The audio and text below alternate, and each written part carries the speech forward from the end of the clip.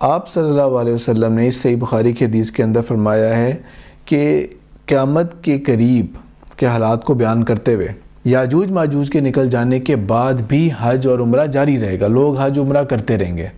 کیونکہ یاجوج ماجوج جس فساد کے اوپر ہیں، سیکولرزم ان کا مذہب ہے، سیکولرزم ان کی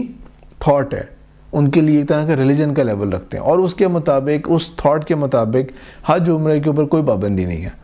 لیکن پھر قیامت کے نزدیک حج ترک ہو جائے گا۔ یہ ٹیمپرری بات نہیں ہو رہی، کیونکہ ابھی تو عیسیٰ علیہ السلام بھی نہیں آیا، ابھی تو امام مہدی کا وقت بھی نہیں آیا، ابھی تو اسلام کا جو دوبارہ سے نشأت ثانیہ ہے وہ دوبارہ سے نہیں ہوئی ابھی تک۔ اس لیے وہ جو بات ہے کہ جو مستقل طور پہ حج نہیں ہوگا، وہ یہ اس حدیث کے اندر ذکر نہیں ہو رہا، وہ بالکل قرب قیامت کا واقعہ ہوگا کہ اب حج بالکل ترک ہو جائے گا۔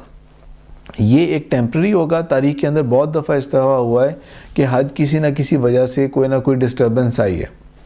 ابھی کرنٹ سینیریو کے اندر میں یہ سمجھتا ہوں کہ سعودی عرب کی جہاں پہ جو سٹرینتھس ہیں ان میں سے ایک یہ ہے کہ وہ حاجیوں کو یا حج کو اور عمرے کو وہ مینج بہت اچھی طرح سے کر لیتے ہیں۔ تو اس کے اندر ایک سجیشن یہ ہو سکتی ہے کہ ٹھیک ہے، عالم اسلام میں سے دنیا سے باقی کوئی اور فلائٹس نہ آنے دیں، انٹرنیشنل فلائٹس نہ آئیں، لیکن local with in Saudi Arabia screening کر کے ایک بہت ٹف کرائٹیریا بنا کے اسکریننگ کر کے حج کو چھوٹے سکیل پہ کر لیں، لاکھوں میں نہ لے کے جائیں، چند ہزاروں میں رکھیں، لیکن حج کو یہ کہہ دینا کہ اس سال حج ہی نہیں ہوگا، منی کے خیمے بھی ویران رہیں گے اور مزدلفہ میں بھی کوئی نہیں جائے گا، عرفات میں بھی کوئی نہیں جائے گا، کوئی دعا نہیں کی جائے گی، یہ تو میں سمجھتا ہوں کہ یہ زیادتی ہوگی۔